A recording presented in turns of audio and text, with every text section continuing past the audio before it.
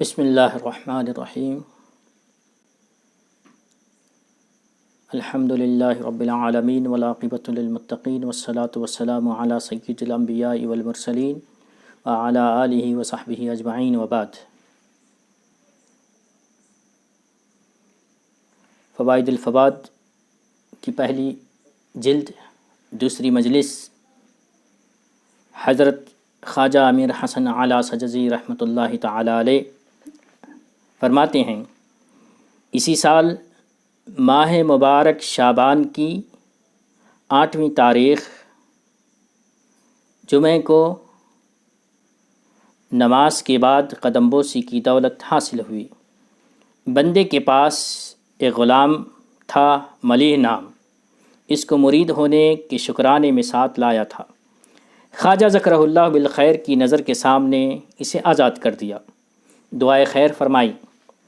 اسی وقت اس غلام نے اپنا سر مخدوم عالمیان کے قدموں میں رکھ دیا اور بیت کے شرف سے مشرف ہوا، والحمد للہ علی ذالک۔ اسی موقع پر خواجہ ادام اللہ برکاتہ نے زبان مبارک سے فرمایا، اس راہ میں غلامی اور خواجگی درمیان میں نہیں ہے، راہ سلوک میں غلامی اور خواجگی درمیان میں نہیں ہے۔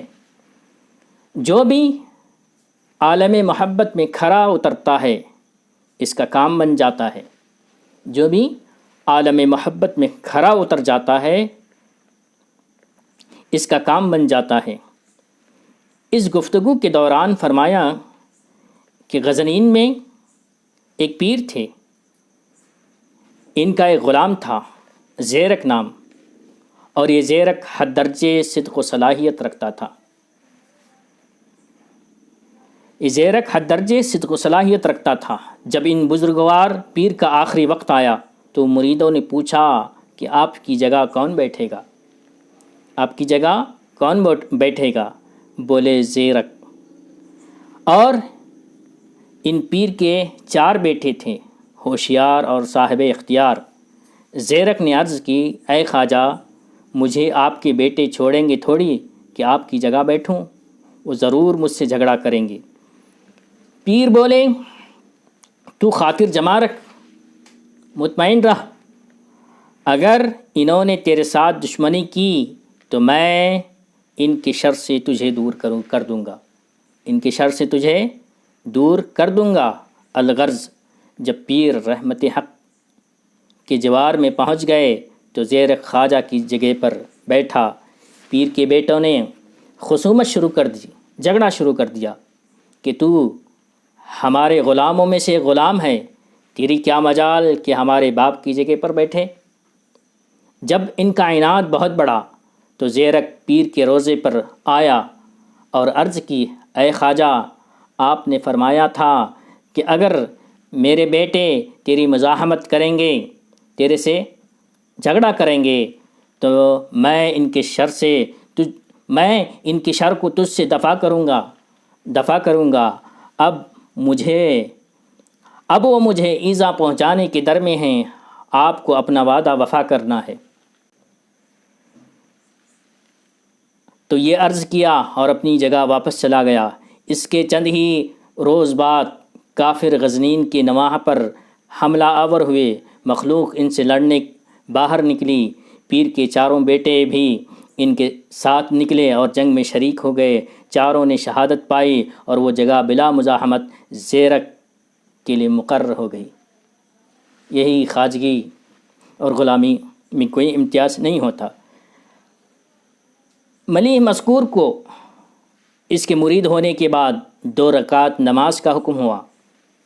ملیح مذکور کو یعنی امیر حسن اعلیٰ سجزی کے غلام کو، ملیح کو مرید ہونے کے بعد 2 رکعت نماز کا حکم ہوا۔